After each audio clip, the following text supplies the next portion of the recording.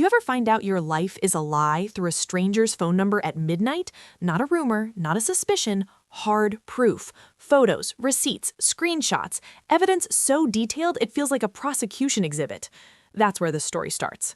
And before you judge me for what I did next, hiring my husband's side chick as my divorce. My husband Trevor and I had been married for 10 years. 10! A whole decade of shared grocery lists, shared passwords, shared plans. Sunday mornings were sacred. He brought me coffee in bed every single week like it was a ritual he never forgot.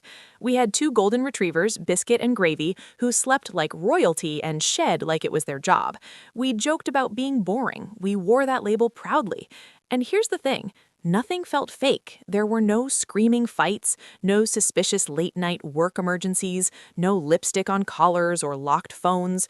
Trevor didn't act like a villain. He acted like a husband, a good one. Which is why what happened next didn't just hurt, it detonated.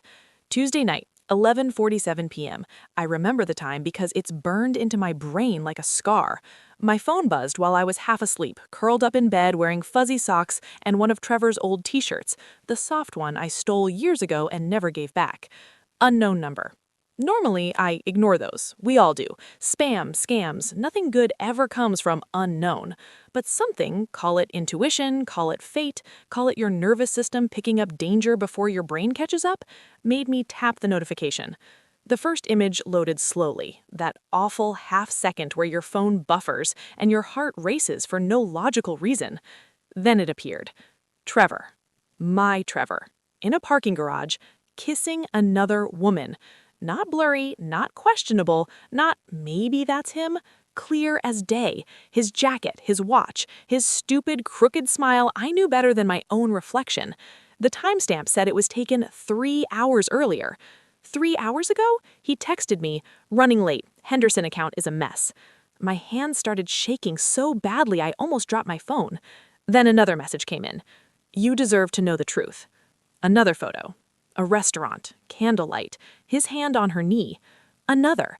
Them walking down a street I didn't recognize, fingers laced together like they'd done this 100 times before. Then a video. I didn't watch it. I couldn't. I closed it the second I realized where it was going. Some things can't be unseen, but some you don't need to see to know exactly what they are. I sat there frozen, staring at my phone like it was an unexploded bomb in my lap. My brain refused to cooperate. This didn't fit the version of reality I'd been living in. This wasn't how betrayal was supposed to show up. No warning signs, no build-up, just impact. And then the messages kept coming. Screenshots of text conversations between them, hotel receipts, calendar invites, detailed timelines. It wasn't just proof, it was a full investigative file. Whoever this woman was, she wasn't emotional. She was methodical, organized, ruthless. That night, I didn't sleep. Not a minute. Trevor came home around 1 a.m., smelled like his usual cologne and that minty gum he always chewed. He kissed my forehead and whispered, "You still awake?" I pretended to be asleep.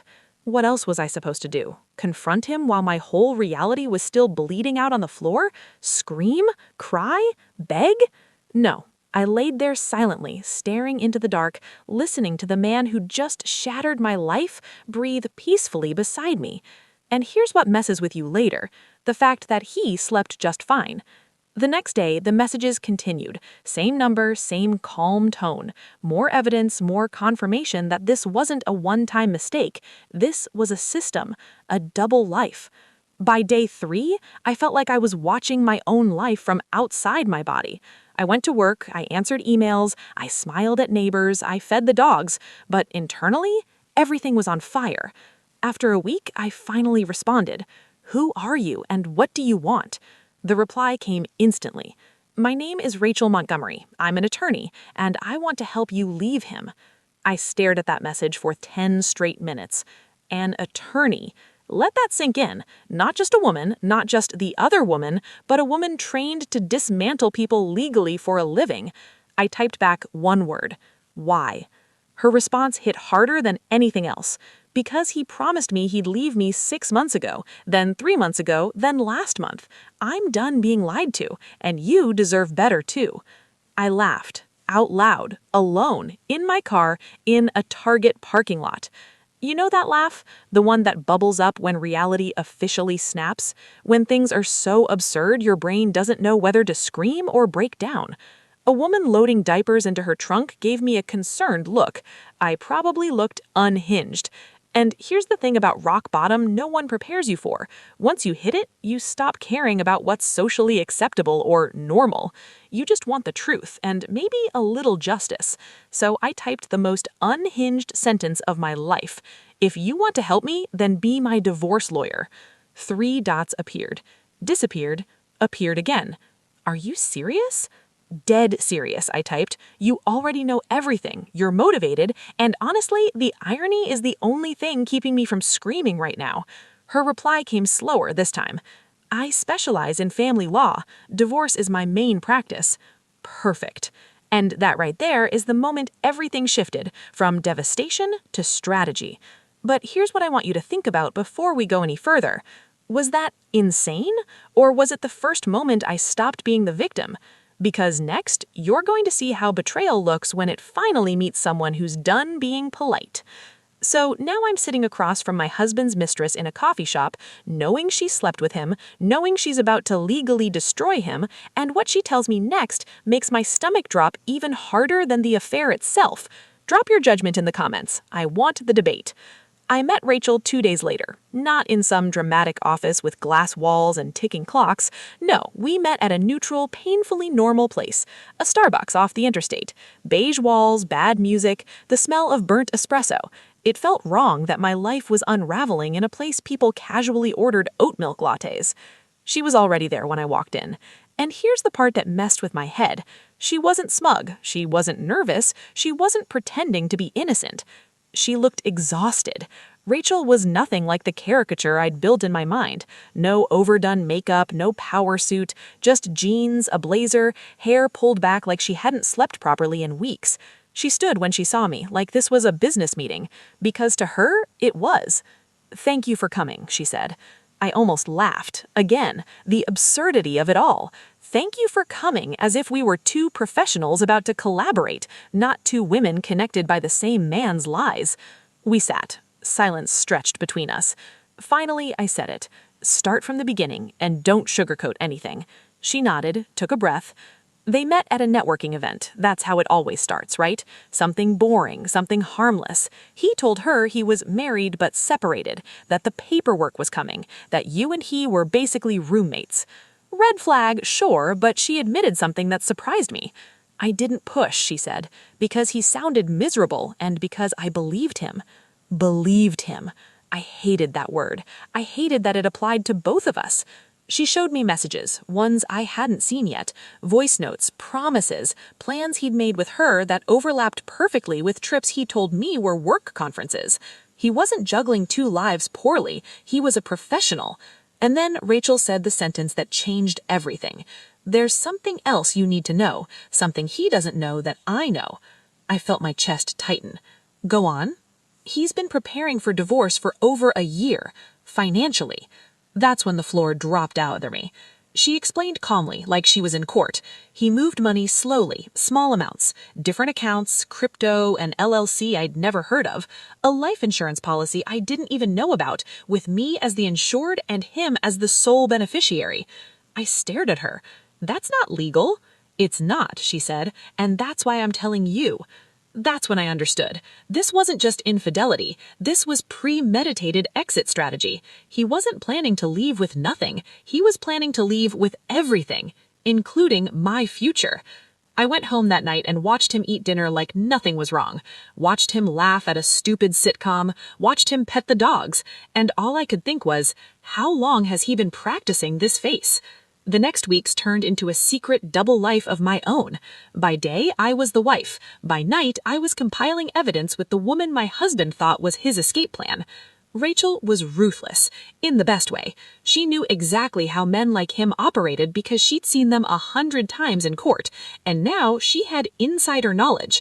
We documented everything, tracked transfers, screenshotted lies, built a timeline so clean it could have been a documentary. And the irony? Trevor grew nicer, more affectionate, more attentive, more present. Guilt, maybe, or maybe he just thought he was winning. Then came the moment that nearly broke me. My father called. Out of the blue, asked how Trevor was doing, told me he'd always liked him, said he hoped we were working through whatever phase this was. I hadn't told my dad anything yet. My stomach sank. Later that night, Rachel confirmed it. My father had met with Trevor, privately, weeks earlier, about protecting assets and keeping things civil.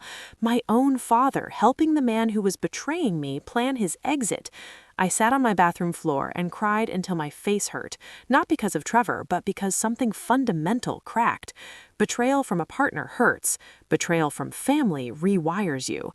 But here's the thing, you can grieve and strategize at the same time. Rachel leaned back one night during one of our late sessions and said, if we play this right, he won't just lose the divorce, he'll lose control of the narrative. And that's what I knew. This wasn't about revenge anymore. This was about exposure. What Trevor didn't know was that every lie he told was being documented, and the day he finally tried to blindside me with divorce papers, I was already 10 steps ahead. And when that moment came, I smiled. Comment your take, like if this story just escalated way faster than you expected. Trevor served me divorce papers on a Tuesday, not after a fight, not after a confession, not after a breakdown, a random Tuesday. I came home from the grocery store, bags cutting into my fingers, milk sweating through plastic, when I noticed the envelope taped neatly to the front door. Official, heavy, final. He wasn't even home. That part hurt more than I expected. The cowardice of it, the calculation, like I was just another task on his to-do list. I stood there for a full minute before opening it. The filing accused me of emotional abandonment, claimed I was unstable, that I had financial irresponsibility issues. He was asking for primary control of assets, the house, the accounts, everything. And there it was, the quiet threat between the lines. Fight me and I'll bury you. I didn't cry. I laughed, because what Trevor didn't know was that my lawyer already had a binder thicker than that entire filing, color-coded, time-stamped, labeled.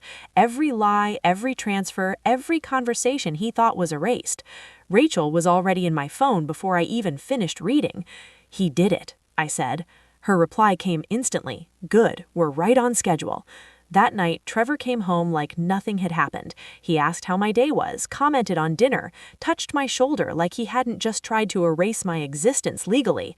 I watched him carefully, not with love, not even with anger, with curiosity. I wondered how someone could be so confident while standing on a trap door they couldn't see. 2 days later, his confidence shattered. My attorney filed a response and attached exhibits, bank statements, hidden accounts, insurance documents, messages he'd sent Rachel admitting he was waiting for the right moment, and the pièce de résistance, a recorded voicemail where he joked about how everyone thinks I'm the nice guy. The court didn't like that. Neither did his lawyer. I'll never forget the look on Trevor's face when he realized I wasn't confused, emotional, or unprepared. I was calm. Prepared people are always calm. He called my phone 23 times that night, left messages swinging wildly between rage and panic. You blindsided me. You're being manipulated. We can fix this. You're ruining everything. I didn't answer a single one. Then came my father. He showed up at my house unannounced, eyes tired, voice defensive before I'd even spoken. I was trying to protect you, he said. I asked one question. Why didn't you protect me instead of him? Silence. That was my answer. I didn't scream, I didn't insult him. I just told him I needed space and meant it in a way that felt permanent. Loss doesn't always explode. Sometimes it just settles. Trevor's friends started calling, then his coworkers stopped talking to him, then the whispers reached his office. Men like him don't fear consequences, they fear exposure, and exposure was everywhere now. Rachel eventually stepped away. Her job was done. She'd been honest from the moment she realized what kind of man he really was, and weirdly, I was grateful. Not for the affair, but for the truth. The divorce dragged on for months, but the outcome was inevitable. He didn't get the house, he didn't get the accounts, he didn't get the narrative. What he got was a reputation that followed him into every room he entered. And me? I got peace. The quiet, earned kind. The kind you only find after you stop begging people to love you correctly. But here's the part no one expects, not even me. The moment everything was over, I didn't feel victorious. I felt free, and freedom changes you in ways revenge never could. The day the divorce was finalized, there was no celebration, no dramatic exhale, no tears, no "I won" feeling. I signed the papers, thanked my lawyer, walked out of the building, and sat in my car for a long time doing absolutely nothing. Because when something consumes your life for so long, the silence afterwards can feel louder than the chaos ever was. Trevor didn't show up. His attorney did. Polite, detached, efficient, the kind of efficiency that screams, "This man has already moved on to his next illusion." I didn't care. That surprised me. What surprised me even more was what came next. A week later, I changed the locks. A month later, I sold the house. 3 months later, I moved cities. Not to escape, to breathe. For the first time in years, every decision I made belonged only to me. No double-checking, no managing someone else's moods, no shrinking myself to keep the peace. I reconnected with friends I'd slowly disappeared from, the ones who didn't ask invasive questions, just showed up with coffee and quiet understanding. As for my father, we didn't speak for a long time. When we finally did, it wasn't dramatic, no big apology speech, just a simple sentence from him that said everything and nothing at once. "I made the wrong choice." I nodded. Some relationships don't end, they just change shape. And Rachel, we don't talk anymore, not because of bitterness, but because that chapter closed cleanly. She did what she needed to do, I did what I needed to do. Sometimes survival makes temporary allies. The strangest part, I don't hate Trevor. I don't miss him either. He became a lesson, not a wound. A reminder that love without honesty is just a performance, and that betrayal says more about the betrayer than the person left behind. These days, my life is quieter, smaller, real. I trust my instincts again. I laugh easier. I sleep better. And when people ask how I survived something like that, I tell them the truth. I stopped trying to save relationships that were willing to sacrifice me. That's it. That's the ending. Do you believe closure comes from confrontation or from walking away and never looking back? If this story resonated with you, like the video. Comment what part hit you the hardest, and don't forget to subscribe. More stories like this are coming. Thanks for listening.